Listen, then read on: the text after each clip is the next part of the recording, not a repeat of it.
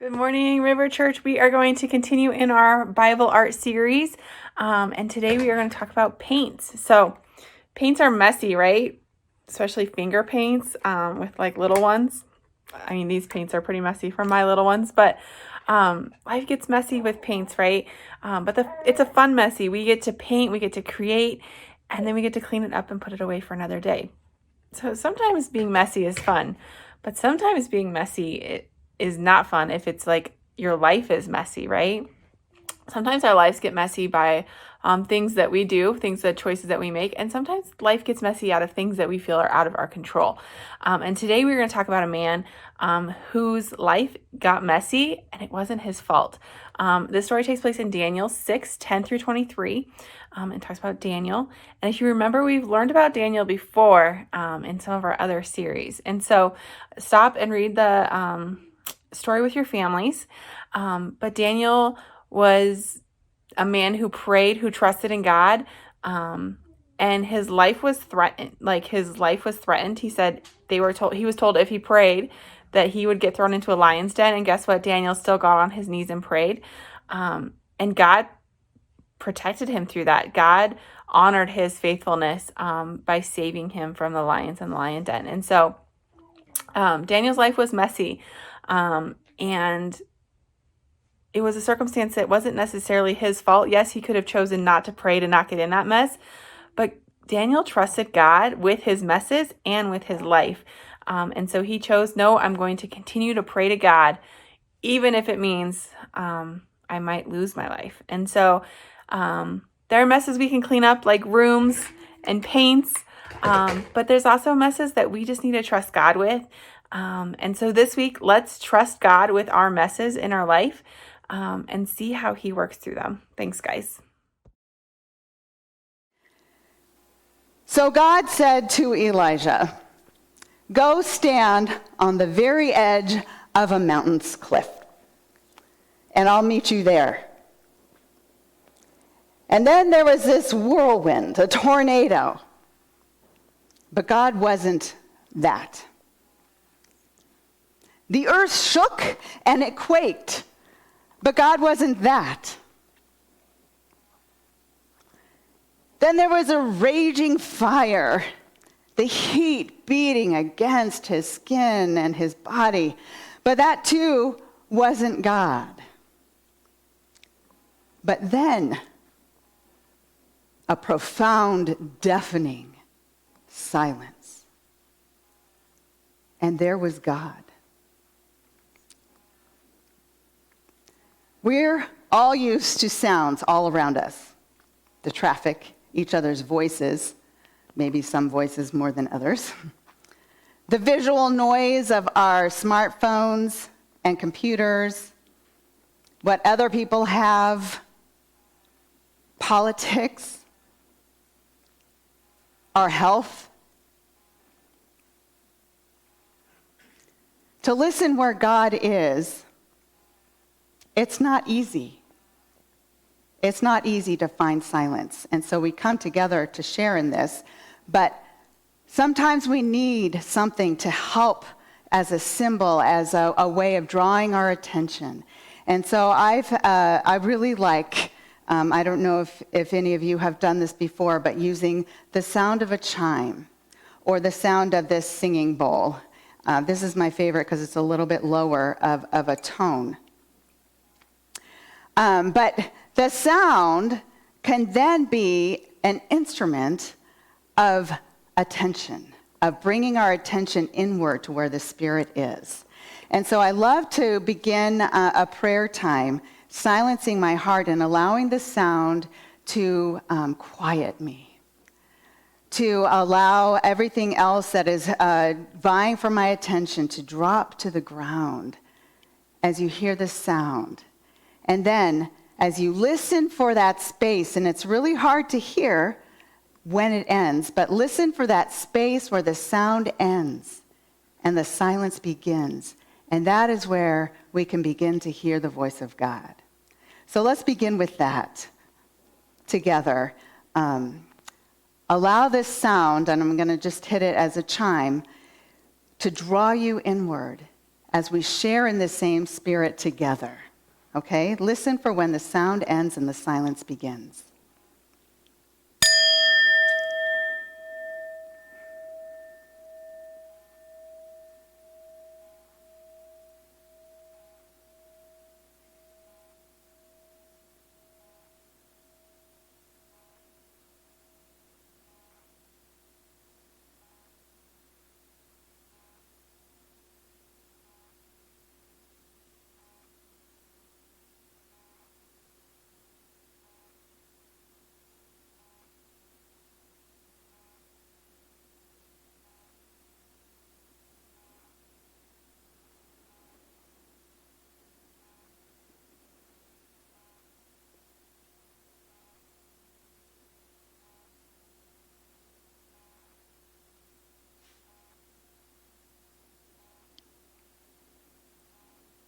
Good and gracious God, we are listening.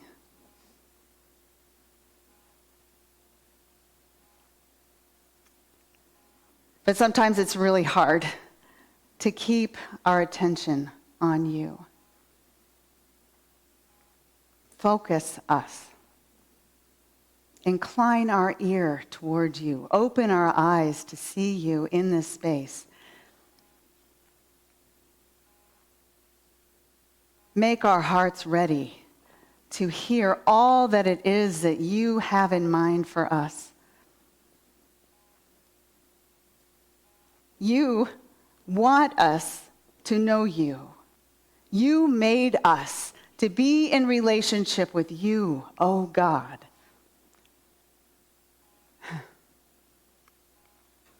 And that's terrifying and glorious. And we are grateful.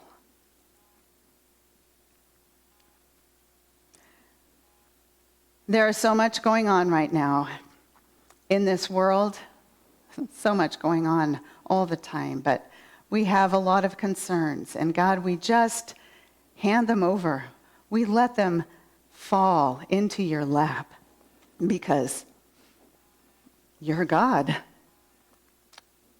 And we trust you.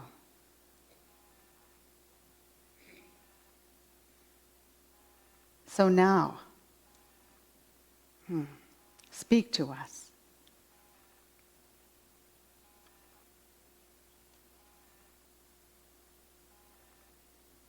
Just be with us and help us to become ever aware of it, of your presence. And sit with that. We thank you, God. And we ask these things in Jesus' name and because we can. Amen.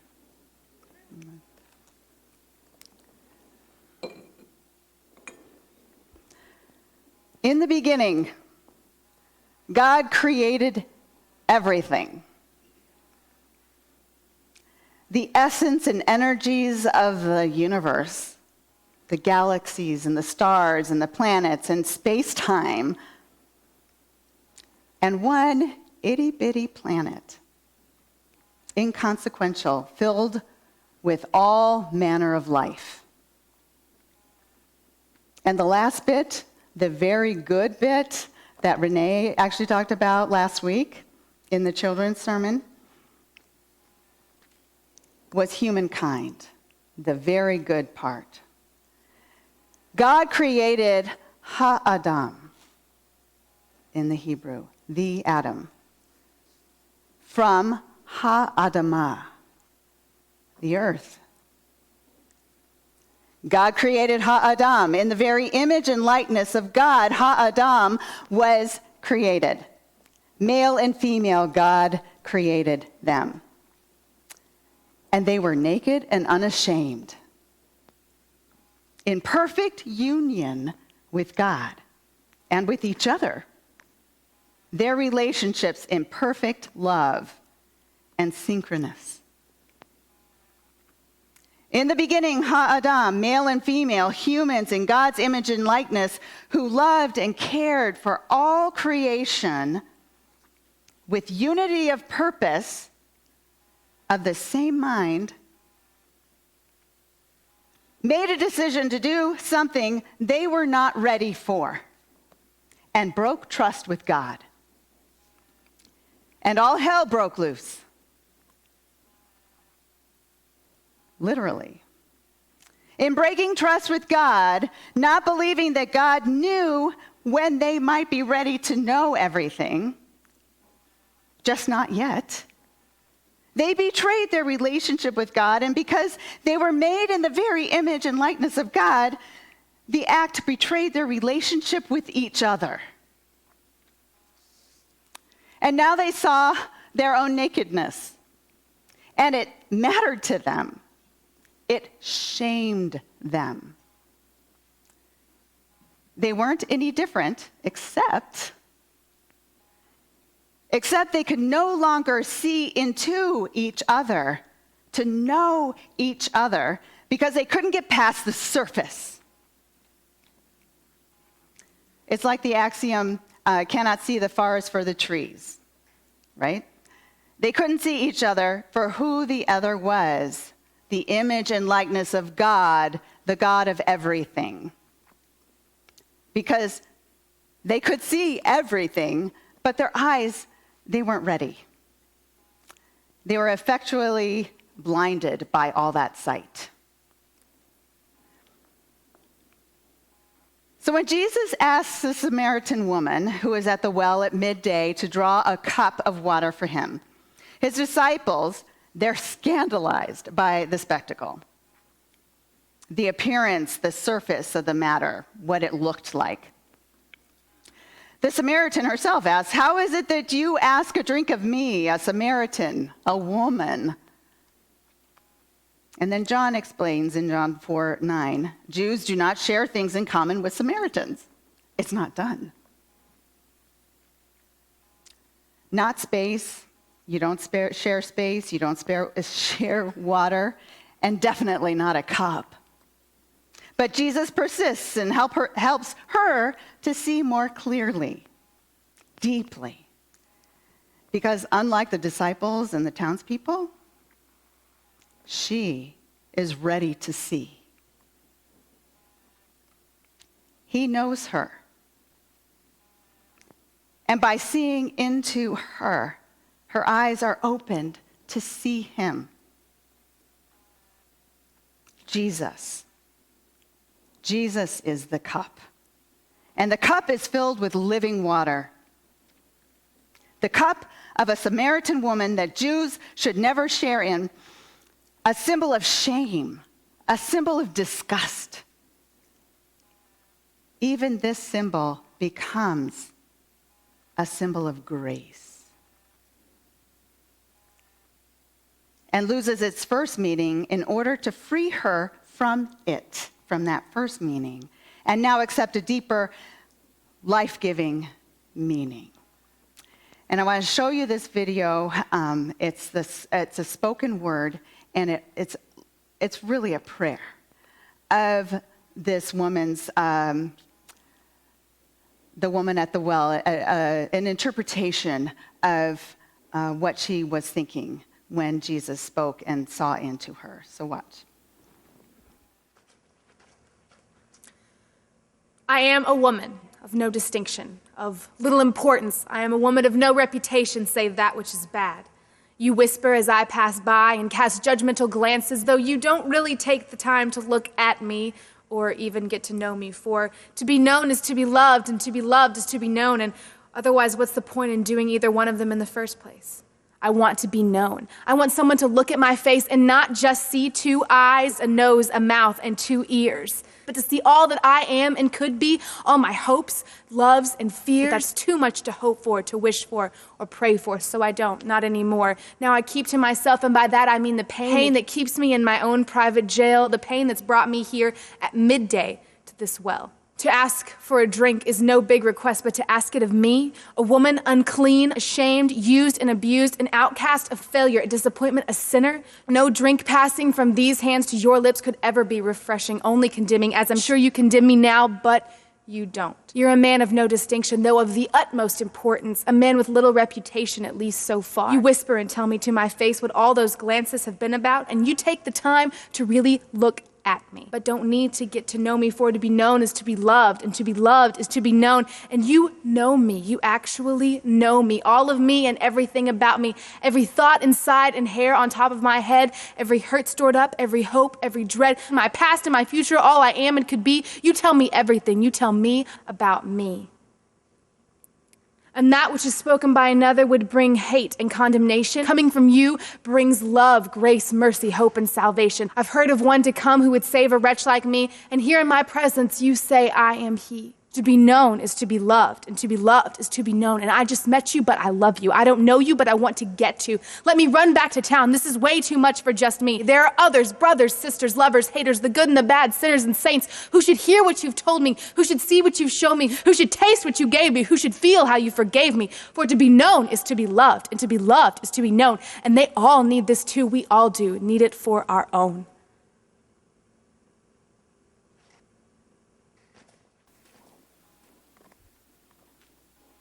Amen. I am free. You are free. I know who I am. I know whose I am. I am free to live into relationship. Authentic, living, unifying relationship.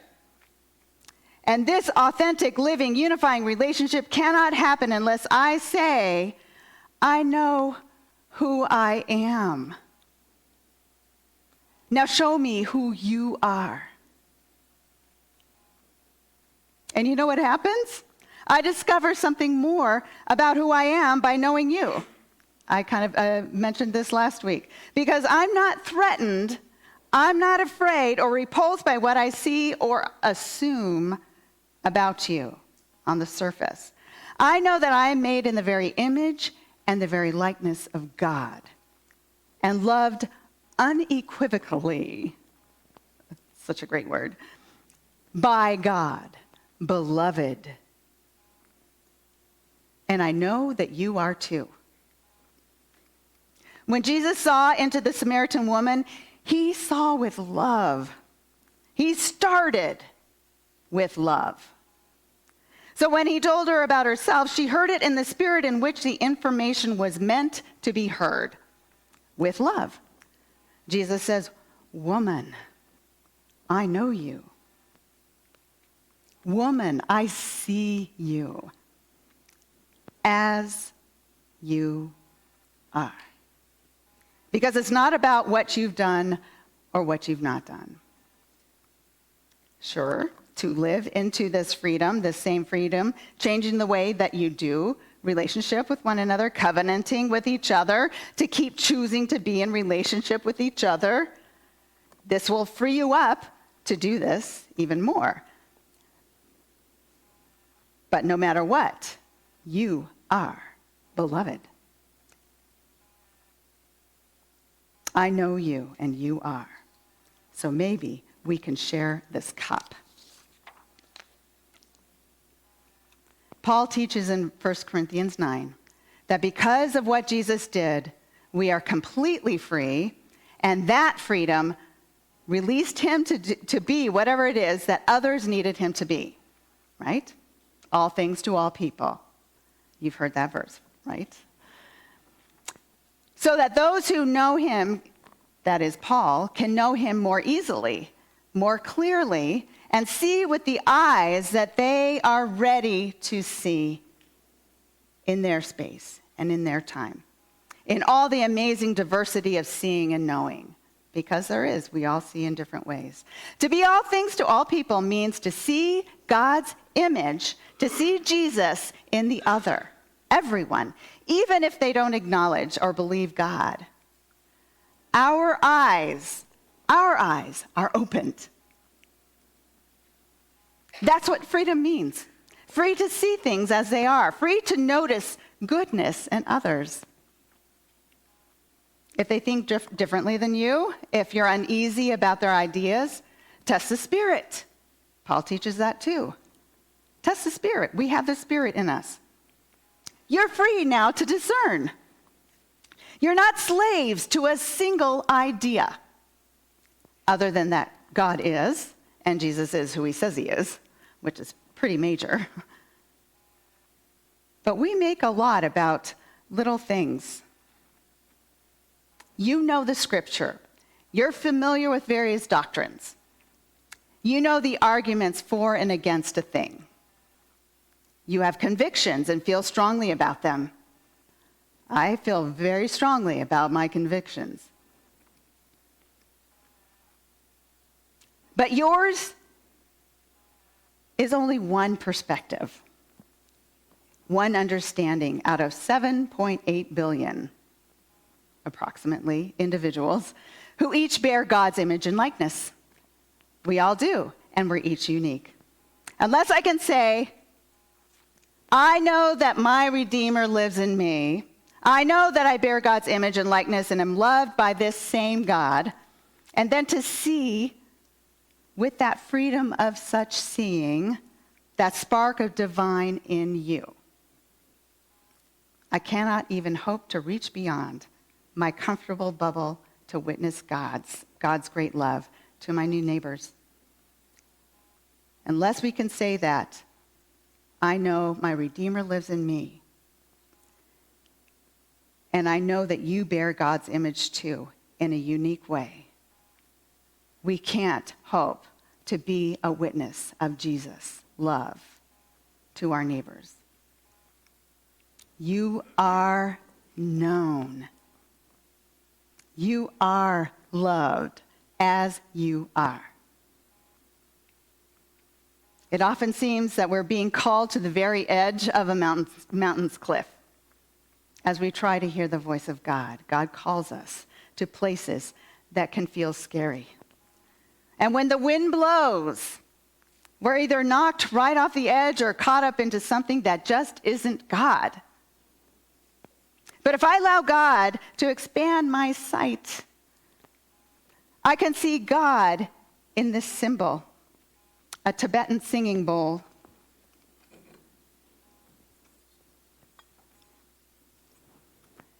And there's language on here, unfamiliar, that can seem scary. It's used for a similar practice in Buddhism. But it's just a brass bowl. Beautiful brass bowl. I know that the Spirit of God lives in me. And I want to know God in silence. God of silence. And this brass bowl becomes a symbol of grace for me, a cup, a vessel to be filled by living water, the Spirit of God that never runs dry. What is Jesus doing in you? What is the Spirit doing in this church community? How is the presence of God being made known already in our neighborhoods? Test the Spirit. Discern. And let's discern in community together. Search us, O God. Know us, our Savior. Love us, O fire Spirit. So listen now for the silence. When the sound ends and that silence begins, and hear what God is doing in you, in us, together now. I'm excited to hear what God is doing in us now, together. Be all things to all people. So right now, listen for when the sound ends and the silence begins, and see what God has for you. And I'm going to give you a few minutes of silence, and then we'll move into the song. Yes, please. Don't pay attention to the people who are coming up on stage, but allow the sound to draw you inward, and together let's discern what is the Spirit of God doing in us right now. Listen for when the sound ends and the silence begins.